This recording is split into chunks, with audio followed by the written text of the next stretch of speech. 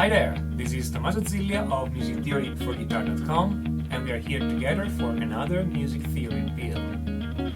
Today we're going to talk about a very simple trick to spice up your chord progressions. That's a very simple trick, requires next to no knowledge of theory, and it sounds really good.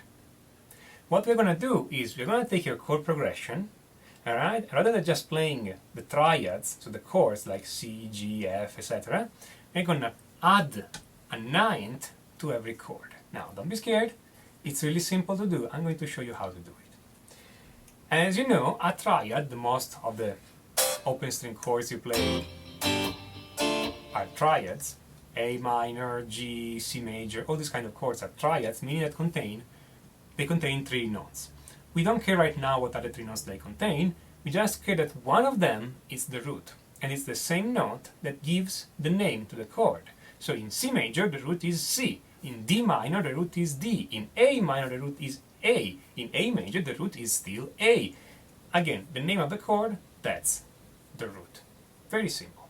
What we're going to do is that we're going to spell out all those chords on the fretboard, and then we're going to identify where the roots are.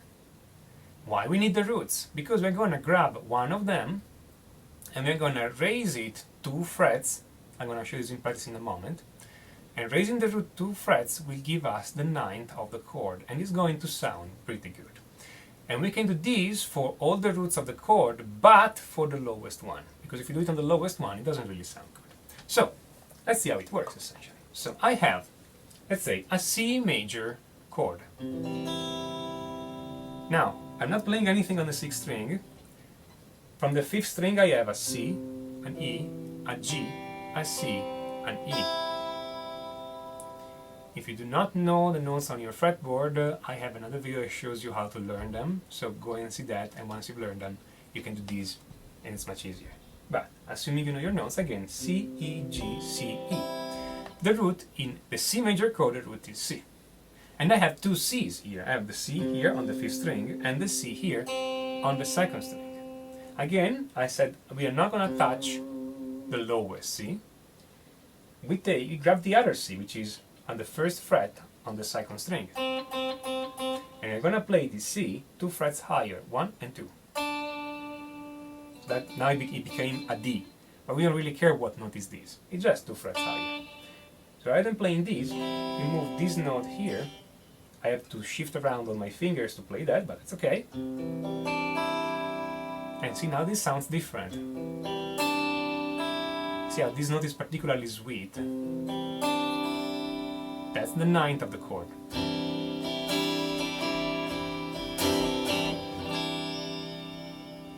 Okay? I can apply this to any chord, even minor chords. So I can take an A minor, spell it out, A, E, A, C, E. Again, not touch, in this case again it's A minor, the root is A, not touching the lower A. The next A is here, 3rd string 2nd fret. I'm going to play these 2 frets higher. Now, it becomes a bit of a stretchy chord now, because it's nothing on the 6th string, 0, 2, 4, 1, 0.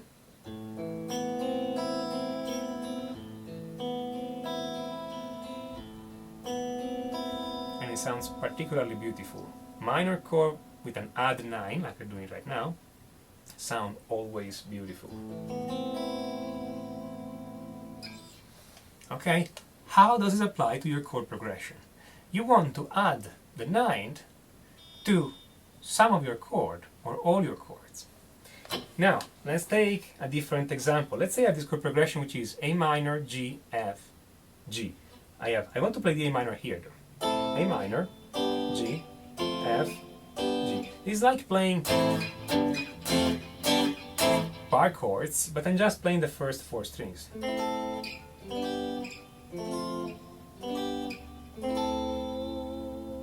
Okay? That's an A minor, let's spell it out. This is A, C, E, A. I'm not touching the lower A, I'm getting the higher A, moving it up 2 frets. That's a G major. The root is G. G, B, D, G. Not touching the lowest G. Getting the higher G, moving it up 2 frets. Same for F, F, A, C, F.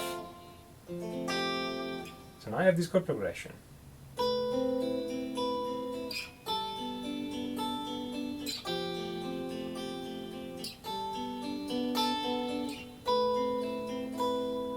Which sounds better than just that's a bit plain. This is more interesting. Can you imagine anything more boring than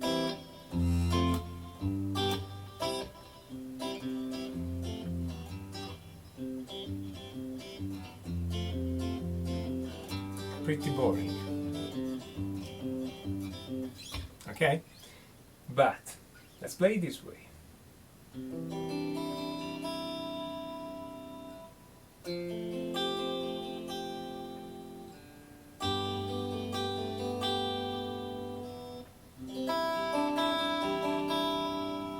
So I have this C at 9. That's the C here moved here. To do the F at 9, I'm just playing those 4 strings and moving these higher like I was doing before. So this is nothing, nothing, 3, 2, 1, 3. For the G, I'm gonna play only the lowest, the 6th string and string 1, 2, 3. I'm not gonna play string 4 and 5. And I'm gonna play 3 on the 6th string and then 2, 0, 3 on string 3, second one. That's how I'm doing it.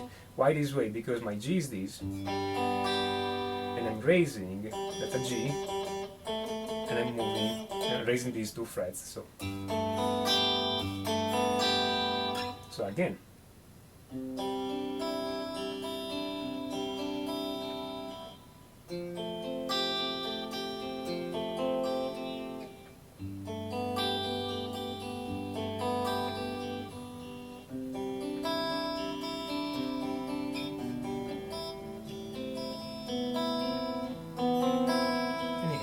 That's an A minor with an F9. See, even this stupid chord progression becomes interesting. You have heard these in a countless number of pop and rock songs. It's used a lot. Let me give you just 2 examples. Suppose I want to play a song and this song is essentially A minor and F.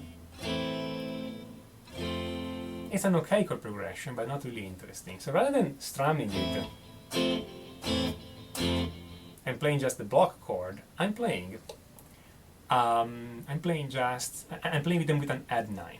So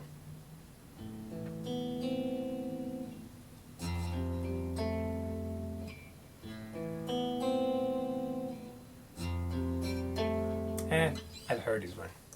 Or I have another chord progression which is A, F sharp minor, D, E, A.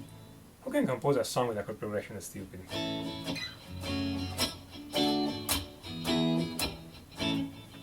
Cannot really play all of these for copyright reasons, but you're gonna recognize it.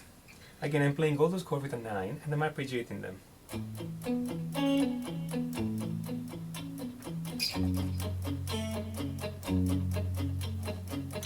Anyway, you recognize the song now?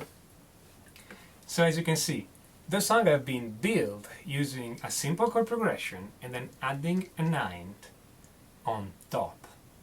And that's a sure recipe to make things interesting when you write chord progressions. Now, I've applied these to all the chords all the time, but you can just apply it to 1 or 2 chords of your chord progression. It doesn't need to be on every single chord. Okay?